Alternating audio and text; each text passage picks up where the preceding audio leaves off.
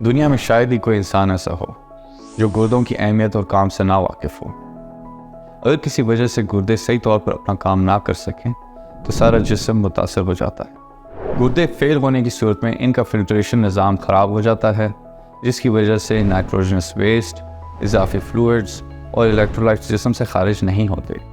ऐसी सूरत में मरीज़ों को डायलिसिस या ट्रांसप्लांट का मशवरा दिया जाता है। डायलिसिस की कितनी इकसाम हैं, ये कैसे एक दूसरे से मुख्तलिफ हैं? डायलिसिस जो है वो दो किस्म का होता है, एक हीमोडायलिसिस और एक पेरिटोनियल डायलिसिस। हीमोडायलिसिस में इंसान के जिस्म में से ब्लड को बाहर निकाला जाता है थ्रू एवी फिस्चुला या थ्रू डायलिसिस कैथेटर, और फिर साफ खून वापस दोबारा जिस्म के अंदर इंट्रोड्यूस कर दिया जाता है। पेरिटोनियल डायलिसिस में ऑन द अदर हैंड पेट की झिल्ली का इस्तेमाल किया जाता है, यानी कि अल्लाह ताला ने जो पेट के अंदर हमारे पेरिटोनियल मेम्ब्रेन दी है वो एक फिल्ट्रेशन प्लांट का काम करती है।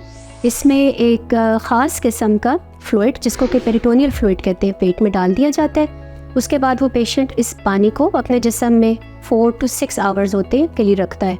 4 to 6 आवर्स के बाद ये पेट में से निकाल दिया जाता है और इससे सारे के सारे नाइट्रोजनस वेस्ट, जो फासिद मवादात, एक्स्ट्रा फ्लूइड और जो नाकाबिले ज़रूरत जो इलेक्ट्रोलाइट्स हैं वो बॉडी में से निकल जाते हैं। पेरिटोनियल डायलिसिस किन मरीज़ों के लिए बेहतर है और शिफा इंटरनेशनल हॉस्पिटल में पेरिटोनियल डायलिसिस की क्या सहूलियात फराहम की जा रही हैं?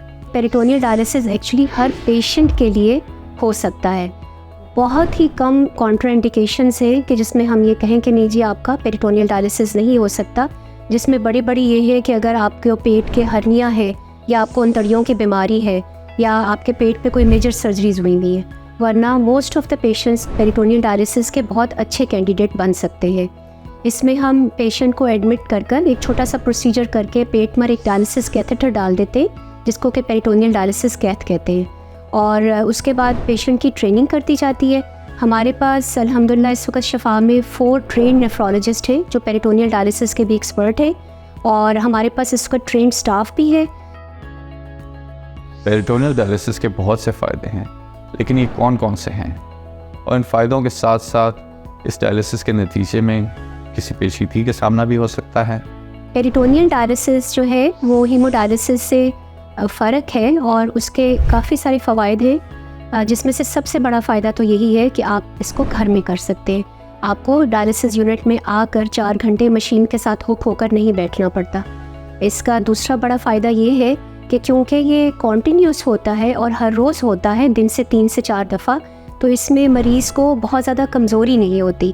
जो हीमोडायलिसिस के पेशेंट्स हैं उनको जब हफ़्ते में 2 दफ़ा उनका डायलिसिस किया जाता है तो उसके बाद वो हमेशा ये कंप्लेन करते हैं कि हमें बहुत ज़्यादा कमज़ोरी होती है। इसका एक तीसरा बड़ा फ़ायदा ये भी है कि इसमें फ्लूइड रिस्ट्रिक्शन और ख़ुराक की इतनी ज़्यादा रिस्ट्रिक्शन नहीं होती, क्योंकि ये डायलिसिस हर रोज़ हो रहा होता है।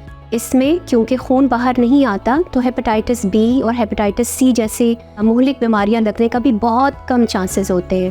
पेरिटोनियल डायलिसिस के पेशेंट्स अपने काम पे वापस जा सकते हैं। अल्हम्दुलिल्लाह इस वक्त मेरे पास 2 बच्चे हैं जो अपनी यूनिवर्सिटी कंप्लीट कर रहे हैं और वो पेरिटोनियल डायलिसिस करते हैं। इसी तरह से एक बैंकर है जो अपनी जॉब पर रेगुलरली जा सक रहे हैं because he can do peritoneal dialysis at home as well as it is workplace। Peritoneal dialysis के जहाँ बहुत सारे फ़वाइद भी हैं, वहाँ कुछ कॉम्प्लिकेशंस भी हैं, जिसमें कि सबसे बड़ी कॉम्प्लिकेशन जो है या मेजर कॉम्प्लिकेशन वो इन्फेक्शन की है। इसमें यही है कि अगर पेशेंट मिस हैंडल करे, कैथेटर को हैंड हाइजीन का ख्याल ना रखे या अपनी ट्रेनिंग के अकॉर्डिंगली इसको परफॉर्म ना करे, तो उसको इन्फेक्शन होने के चांसेस होते हैं। लेकिन ये इन्फेक्शन ट्रीटेबल होती है एंटीबायोटिक्स के साथ, और पेशेंट जो है वो एंटीबायोटिक के कोर्स के बाद रिकवर कर जाता है।